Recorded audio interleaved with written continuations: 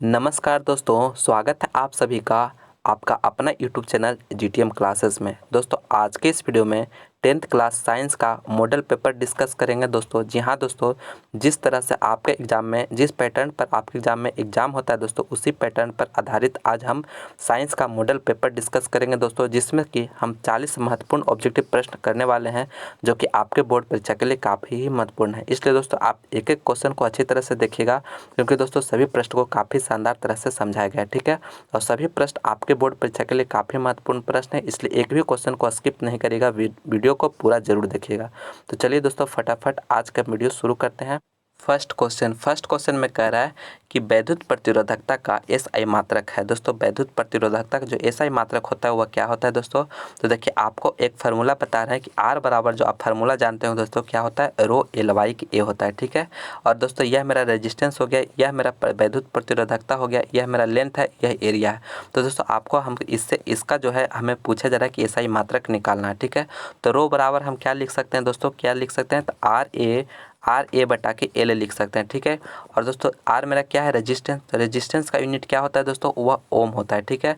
और यह मेरा ए में क्या है, एरिया है, तो एरिया का यूनिट क्या होता है, वह मीटर स्क्वायर होता है, ठीक है। और लेंथ का क्या हो जाता है, तो मीटर होता है। तो 1 मीटर से 1 मीटर कट जाएगा दोस्तों, तो क्या बचेगा, मेरा ओम मीटर बचेगा, ठीक है। यानी कि मेरा जो वैद्युत प्रतिरोधकता का जो मात्रक होता है वो ओम मीटर होता है, ठीक है। यानी कौन सा ऑप्शन में दिख रहा है, तो मैं डी ऑप्शन में है, तो डी ऑप्शन यहाँ पे इसका बिल्कुल करेक्ट आंसर हो गया, ठीक है। काफ़ी महत्वपूर्ण प्रश्न दोस्तों, आप इसे अच्छी तरह से इसे याद रखिएगा। क्या बताएं दोस्तों कि फार्मूला जो होता है आप जानते हो कि आर बराबर जो होता है रो एल वाई ए, ठीक है। इसी से हम रो बराबर निकाल लिए, इसी से मेरा जो है मेरा ओम मीटर निकल कर आंसर आ गया, यानी डी ऑप्शन यहाँ पे बिल्कुल करेक्ट आंसर हो गया। चलिए अगला क्वेश्चन मेरा दूसरा नंबर में करें कि निम्नलिखित में कौन लेंस की क्षमता का मात्रक है। दोस्तों लेंस की क्षमता का जो मात्रक है वो कौन है, ये ऑप्शन दे रहा है जूल, बी में दे रहा है वाट, और सी में दे रहा है डायोप्टर, और डी में दे रहा है अर्ग। तो दोस्तों लेंस की क्षमता का जो एसआई मात्रक होता है वह मात्रक जो होता है दोस्तों वह क्या होता है, डायोप्टर होता है, ठीक है। यानी सी ऑप्शन यहाँ पे बिल्कुल करेक्ट आंसर हो गया। और दोस्तों यहाँ पे लेंस की क्षमता का एसआई मात्रक पूछेगा दोस्तों, तो आपको क्या जवाब देना है कि प्रति मीटर, ठीक है, प्रति मीटर, ठीक है। वहाँ पे आप याद रखिएगा, अगर आपको सिंपली अगर मात्रक पूछे तो वह डायोप्टर, और इसका एक और मात्रक होता है प्रति मीटर जो कि एसआई मात्रक होता है, ठीक है। आप इसे भी याद रखिएगा। तो सी ऑप्शन यहाँ पे इसका करेक्ट आंसर, लेंस का क्षमता का मात्रक डायोप्टर होता है। और जूल किसका होता है दोस्तों, तो यह कार्य का होता है, ठीक है। वाट किसका होता है, तो विद्युत शक्ति का होता है, ठीक है।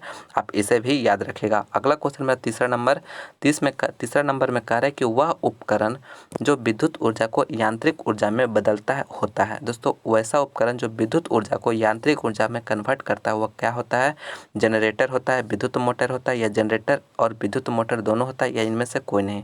तो दोस्तों विद्युत ऊर्जा को यांत्रिक ऊर्जा में जो कन्वर्ट करता है वह विद्युत मोटर होता है, यानी बी ऑप्शन यहाँ पे बिल्कुल करेक्ट हो गया, विद्युत मोटर। काफ़ी महत्वपूर्ण प्रश्न है, अच्छी तरह से याद रखिएगा। नेक्स्ट क्वेश्चन चौथा नंबर में करें कि ऑक्सीजन की संयोजकता है। ए ऑप्शन दे रहा है 1, बी में दे रहा है 0, और सी में दे रहा है 2, और डी में दे रहा है 3। तो दोस्तों ऑक्सीजन की संयोजकता जो होती है वह 2 होता है, यानी सी ऑप्शन यहाँ पे बिल्कुल करेक्ट आंसर हो गया 2। अगला क्वेश्चन मेरा पाँचवा में कर रहा है कि चींटी के डंक में कौन सा अम्ल पाया जाता है। दोस्तों चींटी के डंक में जो होता है कौन सा अम्ल पाया जाता है, इथेनोइक अम्ल, सिट्रिक अम्ल, मिथेनोइक अम्ल, या ऑक्जेलिक अम्ल। तो दोस्तों चींटी का डंक में जो होता है वह मिथेनोइक अम्ल पाया जाता है, यानी सी ऑप्शन यहाँ पे बिल्कुल करेक्ट आंसर हो गया मिथेनोइक अम्ल। आप फॉर्मिक अम्ल भी याद रखिएगा, ये भी ऑप्शन में दिया हुआ रहता है, ठीक है। फॉर्मिक अम्ल का ही जो है दोस्तों मिथेनोइक अम्ल कहा जाता है, ठीक है। तो आप इसे भी याद रखिएगा। अगला क्वेश्चन में छठा में कह रहा है कि वोल्ट मीटर को विद्युत परिपथ में किस क्रम में जोड़ा जाता है। ये ऑप्शन है श्रेणी क्रम में, बी में दे रहा है समांतर क्रम में, और सी में दे रहा है ए और बी दोनों में, और डी में इनमें से कोई नहीं। तो दोस्तों वोल्ट मीटर से जो होता है क्या मेजर करते हैं, विभवांतर को मेजर करते हैं, और यह जो होता है दोस्तों वह समांतर क्रम में जोड़ा हुआ रहता है विद्युत परिपथ में, यानी बी ऑप्शन यहाँ पे बिल्कुल करेक्ट आंसर हो गया समांतर क्रम में, ठीक है। और दोस्तों यही जो आपका अगर एमीटर पूछेगा, ठीक है, एमीटर पूछेगा तो वहाँ पे जो होता है एमीटर जो होता है श्रेणी क्रम में जुड़ा हुआ रहता है, और उससे जो है विद्युत धारा को मेजर करते हैं। और वोल्ट मीटर से किस चीज़ को मेजर करते हैं, तो विभवांतर को मेजर करते हैं, ठीक है। और समांतर क्रम में रहता है जुड़ा हुआ परिपथ से, तो बी ऑप्शन यहाँ पे करेक्ट हो गया। अगला क्वेश्चन में सातवां में करें कि निम्नलिखित में किस माध्यम में प्रकाश का जाल सबसे अधिक होता है। ए ऑप्शन रहा है कांच, बी में दे रहा है पानी, और सी में दे रहा है लोहा, और डी में दे रहा है निर्वात। तो दोस्तों प्रकाश का जो चाल होता है सबसे अधिक जो होता है निर्वात में होता है, ठीक है। यानी डी ऑप्शन यहाँ पे बिल्कुल करेक्ट आंसर हो गया। निर्वात कितना होता है, तो 3 × 10⁸ मीटर पर सेकेंड होता है, ठीक है, पर सेकेंड का मैंने कहने का मतलब प्रकाश का चाल जो होता है सबसे अधिक निर्वात में ही होता है, ठीक है। तो डी ऑप्शन यहाँ पे करेक्ट है। काफ़ी महत्वपूर्ण प्रश्न है, अच्छी तरह से इसे याद रखिएगा। और दोस्तों अगर अभी तक इस वीडियो को लाइक नहीं किए तो लाइक जरूर करिएगा, अपने दोस्तों में से ज़्यादा से ज़्यादा शेयर करिएगा दोस्तों। और आप हमारे चैनल पर नए हैं तो प्लीज़ चैनल को सब्सक्राइब करके बेल आइकन भी प्रेस कर लीजिएगा, ताकि आने वाले वीडियो का नोटिफिकेशन सबसे पहले आप ही को मिले, ठीक है। मेरा अगला क्वेश्चन है 8वां नंबर में कह रहा है कि नेत्र में किसी वस्तु का बना प्रतिबिंब होता है। तो दोस्तों किसी भी ऑब्जेक्ट को हम देखते हैं तो उसका जो इमेज हमारे नेत्र पर जो बनता है दोस्तों वह वास्तविक, उल्टा तथा छोटा बनता है। यानी सी ऑप्शन यहाँ पे बिल्कुल करेक्ट आंसर हो गया, वास्तविक, उल्टा तथा छोटा। अगला क्वेश्चन मेरा 9 नंबर में कह रहा है कि इंद्रधनुष में सबसे अंदर की ओर रंग दिखाई देता है। दोस्तों इंद्रधनुष में जो सबसे अंदर की ओर जो रंग दिखाई देता है दोस्तों वह कैसा दिखता है, लाल दिखता है, बैंगनी दिखता है, पीला दिखता है या नीला दिखता है। तो दोस्तों सबसे अंदर की ओर जो रंग दिखाई देता है दोस्तों वह बैंगनी दिखाई देता है। यानी बी ऑप्शन यहाँ पे बिल्कुल करेक्ट आंसर है, बैंगनी। और दोस्तों आप एक पॉइंट यहाँ पे और याद रखिएगा कि इंद्रधनुष जो होता है सूर्य के हमेशा अपोजिट डायरेक्शन में बनता है, ठीक है, आप इसे भी याद रखिएगा। यानी सूर्य जिस डायरेक्शन में रहेगा उसका उल्टा डायरेक्शन में इंद्रधनुष बनता है, ठीक है, आप इसे भी याद रखिएगा, काफ़ी महत्वपूर्ण है। चलिए अगला क्वेश्चन 10वां में कह रहा है कि धाने, यहाँ पे धाने लिखा है, धोने का सोडा होगा, ठीक है दोस्तों। धोने का सोडा का आणविक सूत्र होगा है, ठीक है, यहाँ पे धोने होगा, ठीक है, गलत मिस प्रिंट हो गया है। तो यहाँ पे धोने का सोडा का आणविक सूत्र होता है दोस्तों, आपसे पूछा जा रहा है। तो दोस्तों आप हमेशा याद रखिएगा धोवन सोडा का जो सूत्र होता है दोस्तों, आणविक सूत्र Na2CO3 × 10H2 होता है, ठीक है। आप इस फार्मूला को याद रखिएगा, काफ़ी महत्वपूर्ण है, ठीक है। तो आप कौन सा ऑप्शन में दिख रहा है हमें, तो सी ऑप्शन में दिख रहा है, तो सी ऑप्शन यहाँ पे इसका करेक्ट आंसर हो जाएगा, ठीक है। धोने वाला सोडा का जो आणविक सूत्र होता है वह क्या होता है, तो Na2CO3 × 10H2O होता है। यानी सी ऑप्शन यहाँ पे करेक्ट है। अगला क्वेश्चन मेरा 11 में कह रहा है कि बेकिंग सोडा का रासायनिक सूत्र है। दोस्तों बेकिंग सोडा का रासायनिक सूत्र होता है दोस्तों, जिसे हम खाने वाला सोडा भी कहते हैं। तो दोस्तों बेकिंग सोडा का जो रासायनिक सूत्र होता है वह NaHCO3 होता है, ठीक है। यानी कौन सा ऑप्शन में दिख रहा है हमें, ए ऑप्शन में दिख रहा है, ठीक है। तो ए ऑप्शन यहाँ पे इसका बिल्कुल करेक्ट आंसर हो गया, NaHCO3।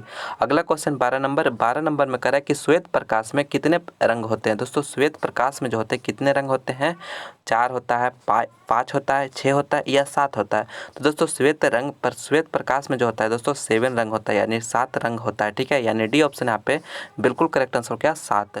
नेक्स्ट क्वेश्चन 13 नंबर में कह रहा है कि हमारे घरों में विद्युत आपूर्ति की जाती है, वह 220 वोल्ट पर दिश धारा होती है। बी में दे रहा है 220 वोल्ट पर प्रतिवर्ती धारा होती है, सी में दे रहा है 12 वोल्ट पर दिश धारा होती है, और डी में दे रहा है 12 वोल्ट पर प्रतिवर्ती धारा होती है। तो दोस्तों हमारे घरों में जो विद्युत आपूर्ति की जाती है वह जो होता है दोस्तों 220 वोल्ट पर प्रतिवर्ती धारा होता है। यानी बी ऑप्शन यहाँ पे बिल्कुल करेक्ट आंसर है, 220 वोल्ट पर प्रतिवर्ती धारा होती है। अगला क्वेश्चन में 14 में कह रहा है कि ग्लूकोज का रासायनिक सूत्र होता है। दोस्तों ग्लूकोज का जो रासायनिक सूत्र होता है वो क्या होता है, तो दोस्तों ग्लूकोज का जो रासायनिक सूत्र होता है C6H12O6 होता है। यानी कौन सा ऑप्शन में दिख रहा है, सी ऑप्शन में। तो सी ऑप्शन यहाँ पे बिल्कुल करेक्ट आंसर हो गया, C6H12O6, यानी सी ऑप्शन यहाँ पे करेक्ट है। काफ़ी महत्वपूर्ण प्रश्न दोस्तों, आप इसे अच्छी तरह से याद रखिएगा।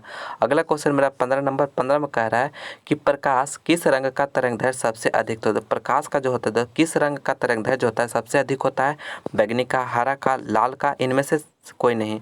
तो दोस्तों लाल रंग का जो तरंगदैर्घ्य होता है यानी वेवलेंथ जो होता है वो सबसे अधिक होता है, यानी सी ऑप्शन यहाँ पे बिल्कुल करेक्ट आंसर हो गया, लाल, ठीक है।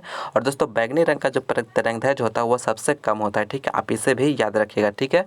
चलिए अगला क्वेश्चन 16 नंबर में कह रहा है कि निम्नलिखित में कौन उभयलिंगी है। दोस्तों निम्नलिखित में कौन जो है उभयलिंगी है, केचुआ है, मेढक है, मछली है, कछुआ है। तो दोस्तों केचुआ जो होता है उभयलिंगी है, ठीक है, यानी ये ऑप्शन यहाँ पे बिल्कुल करेक्ट आंसर हो गया, उभयलिंगी। बाकी जो है दोस्तों मेढक, मछली, कछुआ ये सभी जो है एक लिंगी प्राणी है, ठीक है, लेकिन केचुआ जो है दोस्तों उभयलिंगी प्राणी है, इसलिए ये ऑप्शन यहाँ पे करेक्ट है। अगला क्वेश्चन 17 में कह रहा है सामान्य नेत्र का दूर बिंदु है। दोस्तों सामान्य नेत्र का जो दूर बिंदु होता है वो क्या होता है, 25 सेंटीमीटर पर होता है, 25 मिलीमीटर पर होता है, 25 मीटर पर होता है या अनंत पर होता है। तो दोस्तों सामान्य नेत्र का जो दूर बिंदु होता है वह कितना होता है, अनंत पर होता है, ठीक है, यानी डी ऑप्शन यहाँ पे बिल्कुल करेक्ट आंसर हो गया, अनंत पर होता है, ठीक है, आप याद रखिएगा, काफ़ी महत्वपूर्ण है। यही दोस्तों अगर आप निकट बिंदु पूछेगा तो वह 25 सेंटीमीटर हो जाएगा, ठीक है, 25 सेंटीमीटर। लेकिन यहाँ पे दूर बिंदु पूछा जा रहा था तो इसलिए डी ऑप्शन यहाँ पे करेक्ट आंसर हो गया। अगला क्वेश्चन 18 नंबर 18 में कह रहा है कि 1 एंगस्ट्रॉम का मान क्या होता है। काफ़ी महत्वपूर्ण प्रश्न दोस्तों आपके परीक्षा के लिए। तो दोस्तों 1 एंगस्ट्रॉम का जो मान होता है वह क्या होता है, तो दोस्तों आप याद रखिएगा 10⁻⁻10 मीटर होता है, ठीक है, आप हमेशा याद रखिएगा। तो ये ऑप्शन यहाँ पे बिल्कुल करेक्ट हो गया, 10⁻⁻10 मीटर। अगला क्वेश्चन मेरा 19 नंबर 19 में कह रहा है कि आधुनिक आवर्त सारणी की क्षैतिज कतारें निम्नलिखित में क्या कहलाती है। दोस्तों आधुनिक आवर्त सारणी में जो क्षैतिज कतारें होते हैं, ठीक है, क्षैतिज कतारें यानी इस तरह से जो होता है वह क्या कहलाती है, आवर्त कहलाती है, समूह कहलाती है, कोष कहलाती है, इनमें से कोई नहीं। तो दोस्तों आप हमेशा याद रखिएगा जो क्षैतिज कतारें होते हैं वो क्या कहलाता है, तो आवर्त कहलाता है, ठीक है, आवर्त। यानी कौन सा ऑप्शन हो गया, ए ऑप्शन यहाँ पे बिल्कुल करेक्ट आंसर हो गया। यही दोस्तों अगर आपसे जो ऊर्ध्वाधर स्तंभ जो कतारें होता है यानी कि जो परपेंडिकुलर होता है ये हॉरिजॉन्टल होगा, जो आवर्त होता है यानी पीरियड, और जो वर्टिकल लाइन होता है उसे जो है तो समूह यानी ग्रुप कहते हैं, ठीक है। आप दोनों याद रखिएगा, आपके परीक्षा के लिए काफ़ी महत्वपूर्ण है। दोनों में से कोई एक आपके एग्जाम में जरूर पूछेगा, ठीक है। चलिए अगला क्वेश्चन मेरा 20 नंबर 20 में कह रहा है कि निम्नलिखित में कौन लेंस का आवर्धन एम यानी मैग्निफिकेशन होता है। दोस्तों मैग्निफिकेशन ऑफ लेंस बराबर जो होता है एम बराबर जो होता है दोस्तों वह क्या होता है, यू बटा के भी होता है, यू इंटू भी होता है, यू प्लस भी होता है और भी बटा के यू होता है। तो दोस्तों मैग्निफिकेशन ऑफ लेंस जो होता है वह भी बटा के यू होता है, यानी कि मेरा कौन सा ऑप्शन है, डी ऑप्शन। तो डी ऑप्शन यहाँ पे बिल्कुल करेक्ट आंसर हो गया। यहाँ पे दोस्तों भी क्या है, यह भी जो है दोस्तों यह मेरा इमेज का डिस्टेंस है और यू जो है मेरा ऑब्जेक्ट का डिस्टेंस है, ठीक है। आप इसे याद रखिएगा, काफ़ी महत्वपूर्ण प्रश्न है, डी ऑप्शन यहाँ पे करेक्ट है। अगला क्वेश्चन 21 नंबर 21 में कह रहा है कि तारे क्यों टिमटिमाते हैं। दोस्तों तारे जो होते हैं क्यों टिमटिमाते हैं, वायुमंडलीय अपवर्तन के कारण, वर्ण विक्षेपण के कारण, प्रकाश के प्रकीर्णन के कारण, ये इनमें से कोई नहीं। तो दोस्तों तारे जो टिमटिमाते हैं वह वायुमंडलीय अपवर्तन के कारण टिमटिमाते हैं, ठीक है। यानी ए ऑप्शन यहाँ पे बिल्कुल करेक्ट आंसर हो गया, वायुमंडलीय अपवर्तन, ठीक है, ए ऑप्शन यहाँ पे करेक्ट है। दोस्तों बहुत सारा वायुमंडल में जो होता है बहुत सारा कहने का मतलब माध्यम रहता है जिसके कारण प्रकाश एक माध्यम से दूसरे माध्यम में जाता है, उसके कारण जो होता है प्रकाश का अपवर्तन वायुमंडलीय अपवर्तन होता है, इसी कारण हमें जो तारे टिमटिमाते नजर आता है, इसलिए ये ऑप्शन यहाँ पे इसका करेक्ट है। अगला क्वेश्चन मेरा 22 नंबर 22 में कह रहा है कि 1 नैनोमीटर बराबर होता है। दोस्तों 1 नैनोमीटर जो होता है 1 नैनोमीटर बराबर क्या होता है, तो दोस्तों 1 नैनोमीटर जो बराबर होता है दोस्तों वह जो होता है 10⁻⁹ मीटर के बराबर होता है। देखिए कौन सा ऑप्शन में दे रहा है, सी ऑप्शन में दे रहा है, तो सी ऑप्शन यहाँ पे बिल्कुल करेक्ट आंसर है, ठीक है। काफ़ी महत्वपूर्ण प्रश्न है दोस्तों, आप इसे याद रखिएगा, 1 नैनोमीटर बराबर जो होता है 10⁻⁹ मीटर के बराबर होता है, सी ऑप्शन यहाँ पे करेक्ट है। अगला क्वेश्चन में 23 नंबर 23 में करे कि मोटर कार के हेडलाइट में किसका प्रयोग होता है। दोस्तों मोटर कार का जो हेडलाइट में जो प्रयोग किया जाता है दोस्तों किसका प्रयोग किया जाता है, समतल दर्पण का, उत्तल दर्पण का, अवतल दर्पण का या उत्तल लेंस का। तो दोस्तों मोटर कार में जो हेडलाइट का जो प्रयोग किया जाता है दोस्तों वह अवतल दर्पण का प्रयोग किया जाता है, यानी सी ऑप्शन यहाँ पे बिल्कुल करेक्ट हो गया, अवतल दर्पण। यही दोस्तों अगर मोटर कार में अगर साइड मिरर का बात करें, साइड मिरर का बात करेगा तो वहाँ पे उत्तल दर्पण होगा, ठीक है। आप इसे याद रखिएगा, कन्फ्यूज नहीं होइएगा, ठीक है। यहाँ पे हेडलाइट के बारे में पूछा जा रहा है तो इसलिए अवतल दर्पण होगा, यानी सी ऑप्शन यहाँ पे करेक्ट है। अगला क्वेश्चन में 24 नंबर 24 में कह रहे हैं कि निम्न में से किसका अपवर्तनांक सबसे अधिक होता है, ठीक है। पहला ऑप्शन दे रहा है वायु, दूसरा दे रहा है हीरा, तीसरा दे रहा है कांच और डी में दे रहा है पानी। तो दोस्तों यहाँ पे निम्न में से अपवर्तनांक सबसे अधिक पूछा जा रहा है, तो दोस्तों सभी का आपको हम बता दे रहे हैं अपवर्तनांक आप याद रखिएगा, क्योंकि एग्जाम में आपका एक क्वेश्चन यहाँ से भी जरूर पूछा जाएगा। तो पहला प्रश्न में मैंने पहला ऑप्शन दे रहा है वायु, तो वायु दोस्तों हवा का जो होता है अपवर्तनांक 1 होता है, हीरा का कितना होता है तो 2.42 होता है, और कांच का कितना होता है 1.5 होता है, और पानी का कितना होता है 1.33 होता है। तो देखिए किसका अपवर्तनांक सबसे अधिक हमें ऑप्शन में मिल रहा है, तो हीरा का, तो इसलिए बी ऑप्शन यहाँ पे बिल्कुल करेक्ट आंसर हो गया। आप सभी को याद रखिएगा, वायु का जो होता है 1 होता है, हीरा का 2.42 होता है, कांच का 1.5 होता है और पानी का 1.33 होता है, ठीक है। सभी को याद रखिएगा, काफ़ी महत्वपूर्ण है आपके परीक्षा के लिए, तो इसलिए बी ऑप्शन यहाँ पे करेक्ट है। नेक्स्ट क्वेश्चन 25 नंबर में कह रहा है कि दंत विशेषज्ञ किस दर्पण का उपयोग मरीजों का दांतों का बड़ा प्रतिबिंब देखने के लिए करता है। ए ऑप्शन दे रहा है समतल दर्पण, बी में दे रहा है अवतल दर्पण, और सी में दे रहा है उत्तल दर्पण, और डी में दे रहा है इनमें सभी। तो दोस्तों दंत चिकित्सक जो होता है यानी विशेषज्ञ जो होता है वह मरीजों का दांतों का देखने के लिए बड़ा प्रतिबिंब देखने के लिए जो है अवतल दर्पण का प्रयोग करता है, यानी बी ऑप्शन यहाँ पे बिल्कुल करेक्ट आंसर है, अवतल दर्पण, बी ऑप्शन यहाँ पे करेक्ट है।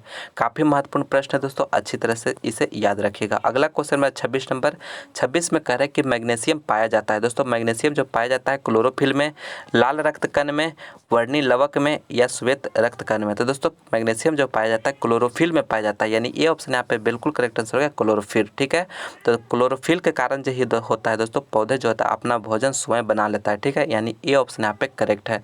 अगला क्वेश्चन 27 नंबर 27 में कह रहा है कि समतल दर्पण की फोकस दूरी होता है, समतल दर्पण की फोकस दूरी होता है अनंत होता है, शून्य होता है, 100 सेंटीमीटर या 50 सेंटीमीटर? तो दोस्तों समतल दर्पण जो होता है देखिए इस तरह का होता है। ठीक है, इस तरह से कलर किया हुआ रहता है, तो इसका समतल दर्पण का फोकस दूरी पूछा जा रहा है।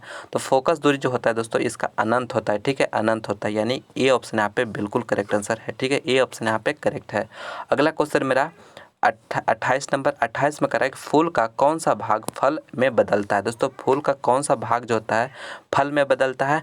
पुंकेसर, ए ऑप्शन में दे रहा है, बी में दे रहा है स्त्रीक केसर, और सी में दे रहा है अंडाशय, और डी में दे रहा है बीजांड। तो दोस्तों कौन सा फल जो फूल का कौन सा भाग जो होता है फल में बदलता है? अंडाशय, यानी सी ऑप्शन यहाँ पे बिल्कुल करेक्ट आंसर हो गया अंडाशय। काफ़ी महत्वपूर्ण प्रश्न दोस्तों, अच्छी तरह से इसे याद रखिएगा। ठीक है, अंडाशय जो होता है वह फल में बदलता है, तो सी ऑप्शन यहाँ पे करेक्ट है। दोस्तों अगर अभी तक इस वीडियो को लाइक नहीं किया दोस्तों तो लाइक जरूर करिएगा, अपने दोस्तों में से ज़्यादा शेयर करिएगा दोस्तों। और आप हमारे चैनल पर नए हैं, अभी तक चैनल को सब्सक्राइब नहीं किए हैं तो प्लीज़ चैनल को सब्सक्राइब करके बेल आइकन भी प्रेस कर लीजिएगा, ताकि आने वाले वीडियो का नोटिफिकेशन आप लोगों को सबसे पहले मिले। ठीक है, चलिए अगला क्वेश्चन 29 नंबर की ओर चलते हैं। 29 नंबर में करें किसी माध्यम के अपवर्तनांक का मान होता है। दोस्तों किसी माध्यम के अपवर्तनांक का जो मान होता है दोस्तों वह क्या होता है? तो दोस्तों आप हमेशा याद रखिएगा म्यू बराबर जो होता है दोस्तों वह साइन आई बटा के साइन आर होता है। ठीक है, साइन आई बटा के साइन आर होता है। ये मेरा कौन सा ऑप्शन में दिख रहा है? तो डी ऑप्शन में। तो डी ऑप्शन यहाँ पे मेरा बिल्कुल करेक्ट आंसर हो गया साइन आई बटा के साइन आर। ठीक है, यानी डी ऑप्शन यहाँ पे करेक्ट। अपवर्तनांक बराबर जो होता है साइन आई बटा के साइन आर होता है। ठीक है, इसे स्नेल का नियम कहते हैं, ये भी आप याद रखिएगा। ठीक है, कंफ्यूज नहीं होइएगा, स्नेल का नियम भी इसे कहता है। मेरा अगला क्वेश्चन है 30 नंबर में कह रहा है कि लोहा का अयस्क है। तो दोस्तों ए ऑप्शन दे रहा है सिनेबार, बी में दे रहा है जिंक ब्लेड, और सी में दे रहा है बॉक्साइड, और डी में दे रहा है हेमेटाइट। तो दोस्तों लोहा का जो अयस्क होता है वह कौन होता है? तो वह हेमेटाइट है। ठीक है, यानी डी ऑप्शन यहाँ पे बिल्कुल करेक्ट आंसर हो गया हेमेटाइट। और दोस्तों सिनेबार किसका अयस्क है? तो सिनेबार जो है दोस्तों पारा का अयस्क है, यानी Hg का अयस्क है। ठीक है, और जिंक ब्लेड किसका है? तो जिंक का है। और बॉक्साइड किसका होता है? तो अल्युमिनियम का होता है। ठीक है, आप इसे भी याद रखिएगा, आपके परीक्षा के लिए काफ़ी महत्वपूर्ण है। ठीक है, सभी बता दिए, यानी कि आपसे पूछ सकता है एग्जाम में कि सिनेबार किसका अयस्क होता है? तो Hg यानी पारा का। ठीक है, और जिंक ब्लेंड जिंक का होता है, और बॉक्साइड जो होता है अल्युमिनियम का होता है। ठीक है, यहाँ पे लोहा का पूछा जा रहा था, तो हेमेटाइट जो होता है दोस्तों वह लोहा का अयस्क है। ठीक है, यानी आयरन का जो Fe का जो अयस्क होता है दोस्तों वह क्या है? तो हेमेटाइट, यानी डी ऑप्शन यहाँ पे करेक्ट है। अगला क्वेश्चन मेरा 31 नंबर 31 में खड़े कि निर्वात में प्रकाश की चाल क्या होती है? दोस्तों निर्वात में जो प्रकाश की चाल होता है वह क्या होता है? तो दोस्तों काफ़ी महत्वपूर्ण प्रश्न आप हमेशा याद रखिएगा, 3 × 10 के पावर 8 मीटर पर सेकेंड के बराबर होता है। यानी निर्वात में जो प्रकाश का चाल होता है ए ऑप्शन यहाँ पे बिल्कुल करेक्ट आंसर हो गया। ए ऑप्शन यहाँ पे बिल्कुल करेक्ट है, 3 × 10 के पावर 8 मीटर पर सेकेंड। अगला क्वेश्चन 32 नंबर में कह रहा है दोस्तों कि आवर्त सारणी के प्रथम वर्ग के सदस्य होते हैं। दोस्तों आवर्त सारणी के जो प्रथम वर्ग के सदस्य होते हैं वो क्या होते हैं?